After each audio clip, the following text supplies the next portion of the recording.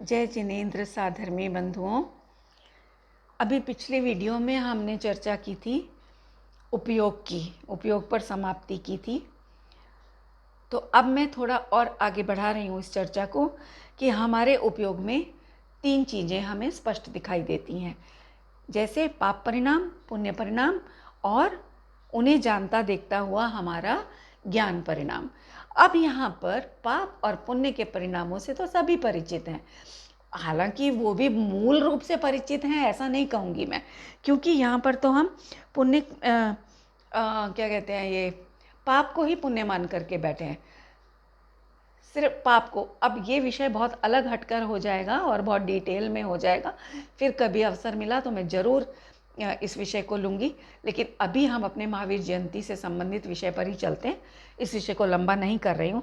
फिर भी ये बात है कि पाप परिणाम और पुण्य परिणाम सब समझते हैं, कुछ कुछ अंश तक सभी समझते हैं कि क्या पाप परिणाम है, क्या पुण्य परिणाम है।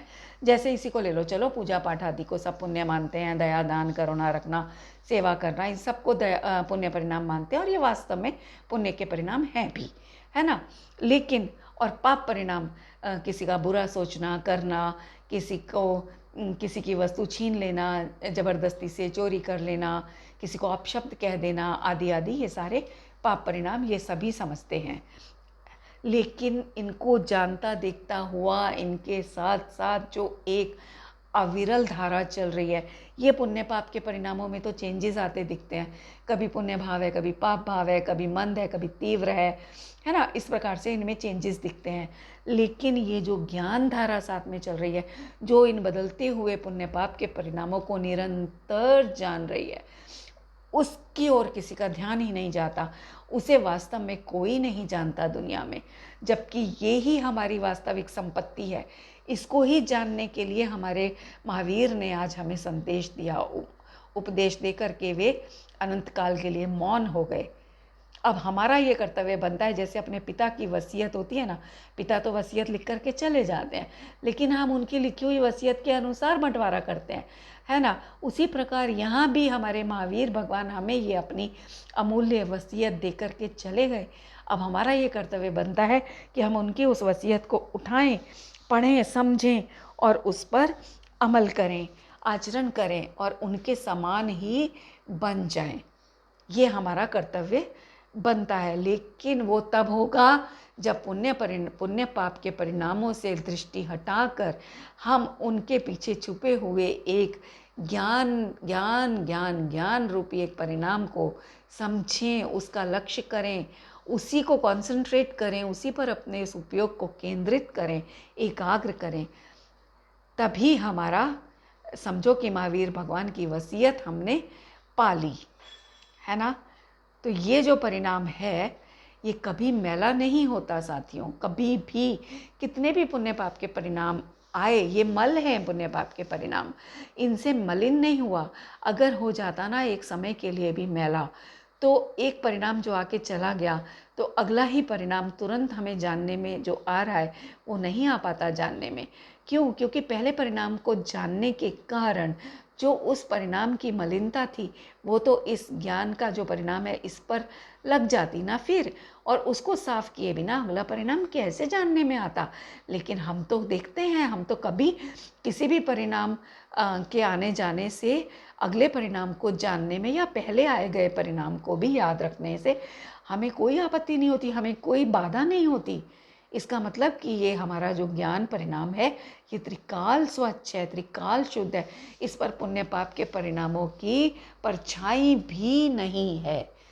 जैसे दर्पण, इसीलिए हमारे आचार्यों ने हमारे इस ज्ञान स्वभाव को दर्पण का नाम दिया है। बहुत खूबसूरत नाम दिया है, इससे सुंदर नाम कुछ हो ही नहीं सकता। दर्पण के आगे कितनी भी वस्तुएं आती चली जाएं, दर्पण में किसी का संग्रह नहीं है, इवन किसी की छाप नहीं है दर्पण में। जो भी आ जाए दर्पण को, ऐसा नहीं कि उसके अंदर उसके सामने जो पहले वस्तु आई उसको रब करना पड़े फिर दूसरी वस्तु झलके, ऐसा नहीं है। कितनी भी आ जाए, जो भी आता जाएगा दर्पण उसको दिखाता जाएगा। ये है दर्पण की शुद्धता, त्रिकाल शुद्धता। ऐसा ही मेरा ज्ञान स्वभाव है कि जैसे साबुन होता है ना, साबुन शरीर और वस्त्रों के जो मैल को दूर करता है, लेकिन खुद जो है वो स्वयं मैल से दूर रहता है, मैल उसे छू भी नहीं पाता है। तभी तो हम एक ही साबुन को बार बार मैल दूर करने में प्रयोग में लेते हैं, एक ही साबुन से बार बार नहाते हैं। ये तो नहीं कहते ना हम कि भाई कल नहाए थे, ये साबुन तो मैला हो गया, आज तो नया साबुन लाओ, ऐसा तो नहीं कहते। इवन उसी साबुन से घर के 4 लोग भी अगर नहा लें, आजकल तो खैर लिक्विड सोप्स का ज़्यादा चल गया है चलन, लेकिन टिक्कियाँ भी चलती हैं बहुत घरों में, और एक ही साबुन से घर के सारे सदस्य नहाते हैं, आए हुए मेहमान भी नहाते हैं। तो सोचो, वहाँ हम ये भी नहीं सोचते कि भैया इससे तो 4-5 लोग नहा चुके हैं, 4-5 लोगों के शरीर को ये स्पर्श कर चुका है, तो हम तो अब इसको दोबारा यूज़ में नहीं लेंगे, हमें तो नया चाहिए क्योंकि ये मैला हो गया। इसी प्रकार कितने ही वस्त्रों के मैल धोता है साबुन, लेकिन हम कभी भी उस साबुन को ये कह कर के फेंकते नहीं हैं कि इसने तो उस वस्त्र का मैल साफ़ किया था तो ये मैला हो गया। ये है साबुन की त्रिकाल शुद्धता साथियों। इसी प्रकार सभी शुभाशुभ परिणामों को जो जानने देखने वाला हमारा ज्ञान भाव है ना, वो भी इनसे मैला नहीं होता। साबुन की तरह से सदा शुद्ध रहता है, त्रिकाल शुद्ध रहता है। किसी भी परिणाम को जान ले, ये अपनी निर्मलता को नहीं खोता।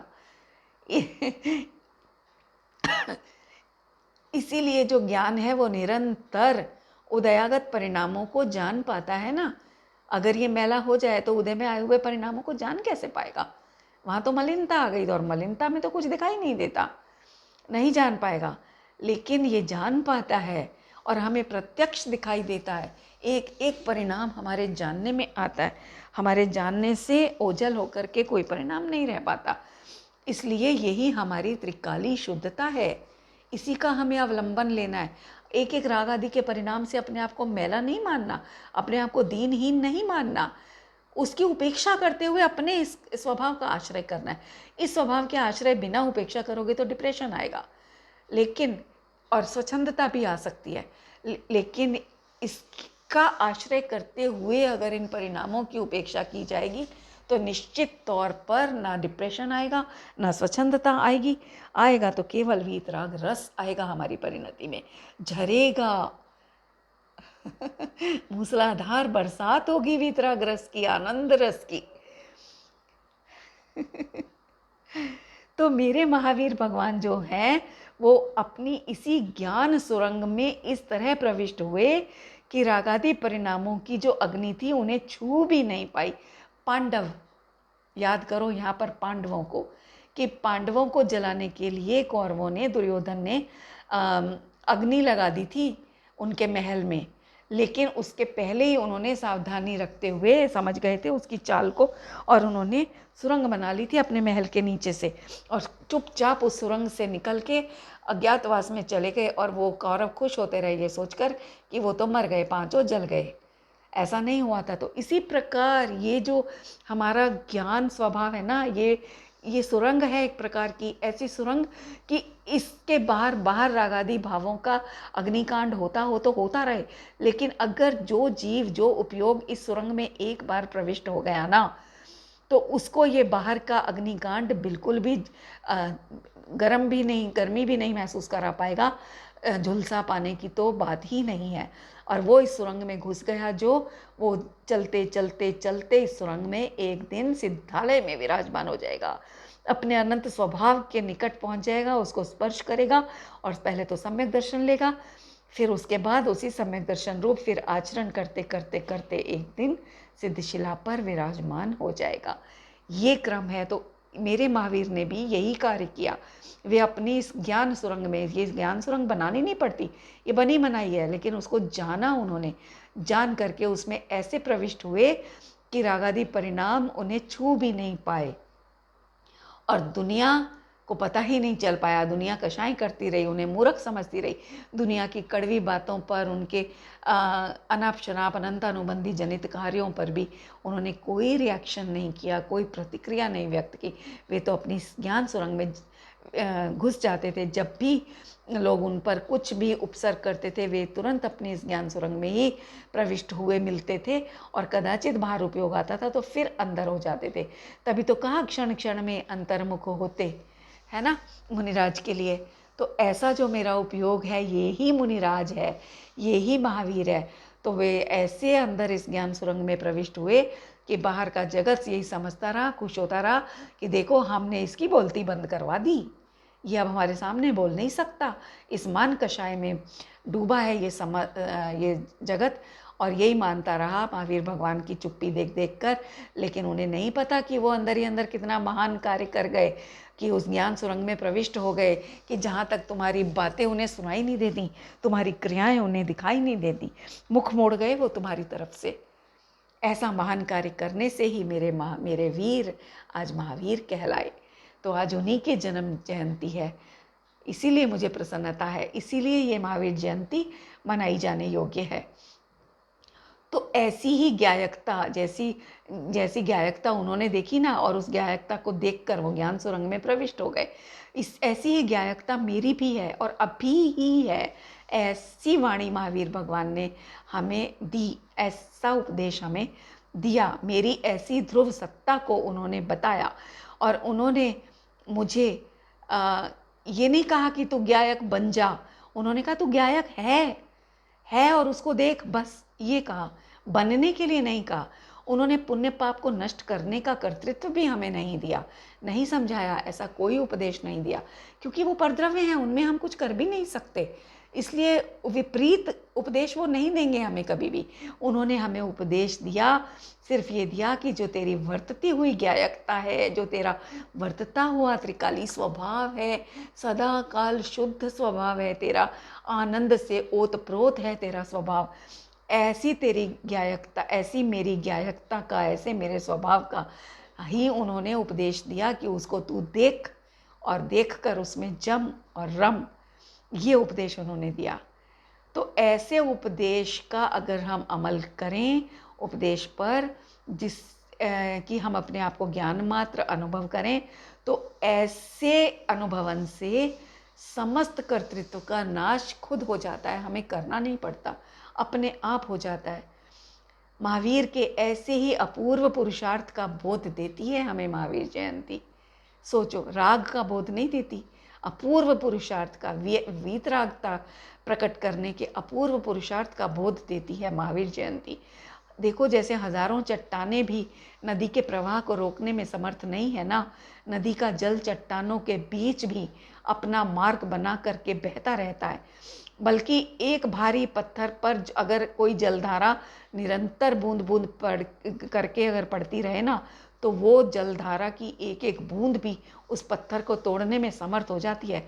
लेकिन वो भारी पत्थर भी अगर नदी में कहीं आ जाएं, बड़ी बड़ी चट्टानें, तो भी वो नदी के प्रवाह को रोकने में समर्थ नहीं है।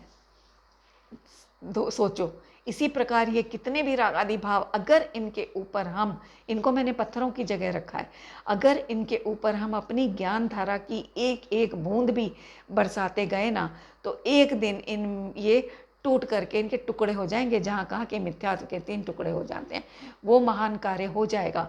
लेकिन ये अनादिकाल से 70 कोड़ा कोड़ी का मैक्सिमम स्थिति का जो कर्म है मिथ्यात्व, वो भी अगर हमारी सत्ता में, हमारे साथ में रह रहा है, तो भी वो मेरी इस ज्ञान धारा को रोकना तो दूर, बाधा पहुंचाने में भी समर्थ नहीं है। उन सबको चीरता हुआ मेरा ज्ञानोपयोग अपने स्वभाव में चलता चला जाता है, चलता चला जाता है, और इनके टुकड़े टुकड़े टुकड़े होते होते ये नष्ट हो जाते हैं एक दिन। ऐसी महिमा है मेरे स्वभाव की। सारे रागादि पत्थरों को चूर चूर कर दे, ऐसी ये मेरी ज्ञान धारा परिपूर्ण सामर्थ्य से भरपूर है। और अनेक विकल्प मिलकर भी मेरी ज्ञान को जल की उपमा दी है हमारे आचार्यों ने। ऐसी हमारी ज्ञान जलधारा को रोकने में अनेक विकल्प मिलकर भी एक साथ उदय में आ जाएं, तो भी समर्थ नहीं है इनको रोकने में। इसीलिए आचार्यों ने ज्ञान को जल के समान कहा है। जन्म जरा मृत्यु विनाशनाय जलम निर्वपामीति स्वाहा। तो यहाँ पर जल से क्या लेना? ज्ञान जल। आचार्यों को भी यहाँ पर ज्ञान जल ही अभीष्ट है। जल का मतलब ये नहीं कि हमने बाहर से जल चढ़ा दिया और मान लिया कि जी हमने पूजा कर ली, तो ये जल क्या हमारे जन्म जरा मृत्यु को विनाश करेगा? सोचो तो सही जरा। ये तो हम पूरी ज़िंदगी भर में अगर गिनती करने बैठे तो न जाने कितना जल पी चुके हैं हम, लेकिन एक क्षुधा की वेदना तो, सॉरी, एक तृषा की वेदना तो मिटाई नहीं गई इस जल से। अभी पिया, कुछ देर के लिए शांत होती है पीड़ा, फिर से नई वेदना खड़ी हो जाती है तृषा की, फिर से जल पीना पड़ता है। ये जल क्या हमारी जन्म मृत्यु की पीड़ा को दूर करेगा? नहीं, यहाँ पर समझना उनके अभिप्राय को। जल मतलब ज्ञान जल। मैं तो बताऊं सच्ची, मैं ही नहीं, मैंने और भी बहुत लोगों को देखा है। मेरी सखियां, जो कुरावली वाली एक प्रमोद जीजी थी, वो मेरी बहुत अच्छी माँ समान मेरी सखी थी। कहने को सखी थी लेकिन मानने को वो मेरी माँ समान थी। उनको भी मैंने देखा कि हम लोग जब भी इकट्ठे पूजा करते थे तो हम लोगों के मुंह से कभी जलम निर्वामिति नहीं निकलता था। और आज भी हम हमेशा यही बोलते हैं, पूजा के 8 द्रव्यों के साथ में ज्ञान जल, ज्ञान चंदन, है ना, इस तरह से ज्ञान नैवेद्यम, इस तरह से हम ज्ञान दीपम, ये सब हम बोलते हैं। इसी तरह के उच्चारण करते हुए हम लोग पूजा करते हैं। ऐसे ज्ञान जल की एक बूंद भी हमारी व्यर्थ नहीं जाती, जा ही नहीं सकती। एक दिन यही बूंद, एक एक बूंद अनादि के मिथ्यात्व के पत्थर को चूर चूर करने में समर्थ है बंधुओं।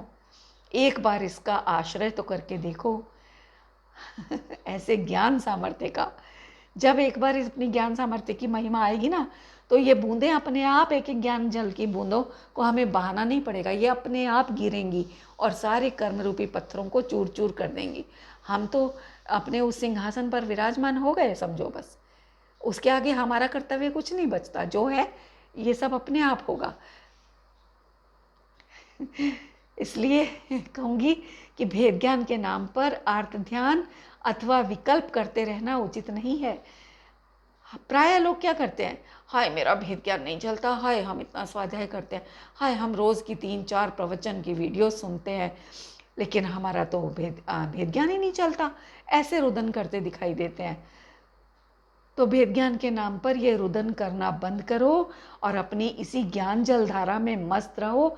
इसी मस्ती का नाम भेद ज्ञान है, और कोई अलग से भेद ज्ञान नहीं है। विकल्पों का नाम भेद ज्ञान नहीं है कि हम ये रटते रहें कि ये राग आदि भाव मैं नहीं, मैं तो ये ज्ञान मात्र मैं। इस रटने का नाम भेद ज्ञान नहीं है। अपने स्वभाव में डूब जाना, उसका नाम भेद ज्ञान है। और मेरे महावीर ने क्या किया साथियों, मेरे महावीर ने किया, विश्व के प्रति सब मित्रता निभाई। कैसे निभाई मित्रता? एक एक के पास जाकर के मित्रता नहीं निभाई उन्होंने क्या किया, उनकी मित्रता भी वैराग्य से ओतप्रोत थी। बहुत गहरी बात है ये, वैराग्य से ओतप्रोत और मित्रता। आपको आश्चर्य होगा सुनकर, क्योंकि मित्रता में तो राग होता है, राग के बिना मित्रता कैसे संभव है? लेकिन मैत्री, इसीलिए हमारे आचार्यों ने मैत्री भाव कहा उसको, उनकी मित्रता को मैत्री भाव नाम दिया, कि जो विरक्तता से परिपूर्ण थी। 16 कारण, 10 लक्षण धर्म, संसार, शरीर, भोगों से उदासीनता के परिणामों आदि से उनका मैत्री भाव था। उनकी मित्रता ऐसी थी, इनसे मित्रता थी उनकी, जगत के प्रति। कहने का मतलब, जैसे 16 कारण भावनाओं में आता है ना, जगत मात्र सुखी हो जाए, जो मार्ग मैंने पा करके सुखी होने का जो मार्ग मैंने पाया, वही मार्ग समस्त लोग पाएं जगत के। ऐसी उनको भावनाएं जब अंदर में उमड़ती हैं, तो ये उनकी इन भावनाओं से मैत्री है, और यही उनकी जगत से मैत्री है। क्यों? क्योंकि जगत के एक एक जीव का, प्राणी मात्र का, जीव मात्र का कल्याण चाहने की भावना है। एक एक का दुख दूर होकर के सब सुखी हो जाए, ऐसी उनकी भावना है। तो सुखी होने की भावना तो कोई मित्र ही कर सकता है। तो इसलिए उनको कहा कि वो जगत के मित्र थे। उन्होंने जगत के प्रति अपनी मित्रता निभाई, और ये मित्रता उनकी विरक्त रूप से थी। इसके लिए उन्हें किसी के पास जाना नहीं पड़ा।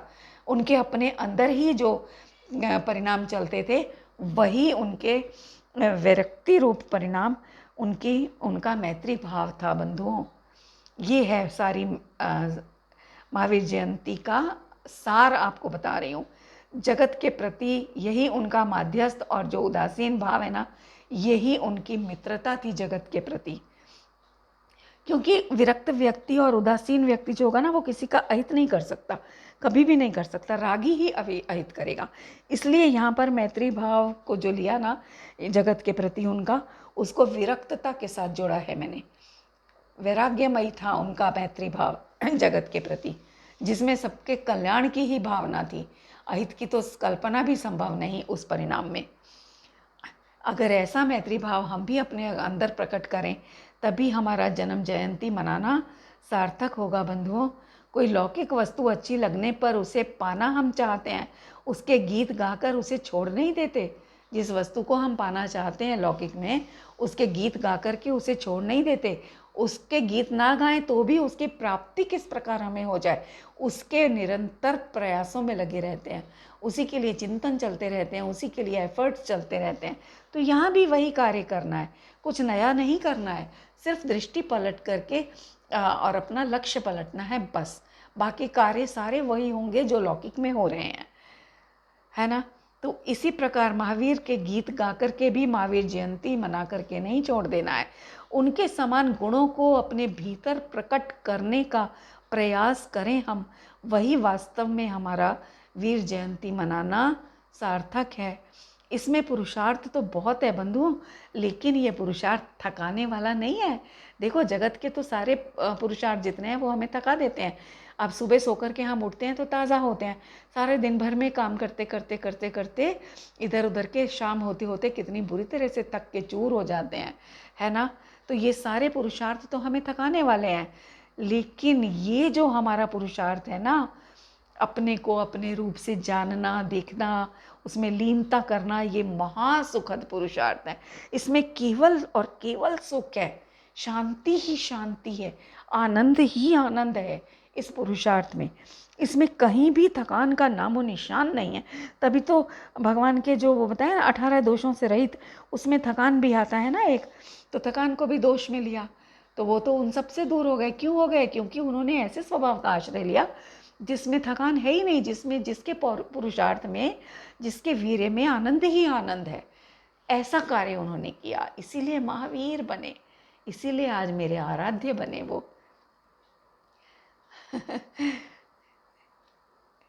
और देखो लौकिक पुरुषार्थ में बहुत थकान होती है, आकुलता होती है, इसीलिए उसको पुरुषार्थ नहीं कहा। वो तो भार है, बोझ रूप है। हम कहते भी हैं ना, कितना बोझा है यार हमारे दिमाग पे, हमारे सर पे, थकान होने लग गई, अब तो इस बोझे से थक गए हम। ऐसी भाषा बोलते हैं, हर कोई बोलता है। लेकिन यहाँ जो इस मार्ग पे चल दिया, जो मोक्ष मार्ग में चल दिया, वो कभी ये नहीं कहेगा कि मैं अपने भीतर के पुरुषार्थ से थक गया। वो निर्भर हो जाता है, आनंददायी पुरुषार्थ होता है उसका, जिसमें भार नाम की कल्पना भी असंभव है। मिथ्यात्वादी कषायों के त्याग होने पर और अपने स्वभाव के ग्रहण होने पर जो आनंद आया, जो निर्भरता प्रकट हुई परिणति में, उसी का नाम पुरुषार्थ है। उपयोग क्या करता है पता है? मिथ्यात्व रूपी पत्थर को फेंक देता है, जिसको उसने आज तक अपने माथे उठाया हुआ था, अपने माथे से उस पत्थर को उठा के फेंक देता है और एकदम हल्का हो जाता है। यही फिर उसकी निर्खेद निर्भर अवस्था होती है, आनंदमयी अवस्था होती है। चलिए बंधुओं, आज भी वीडियो बहुत बन गई। मैंने सोचा था आज इसको समाप्त करूंगी, लेकिन नहीं हो पा रहा है अभी भी। तो चलिए अगली वीडियो में फिर आते हैं। आज का यहीं समाप्त करते हैं। तब तक के लिए जय जिनेंद्र।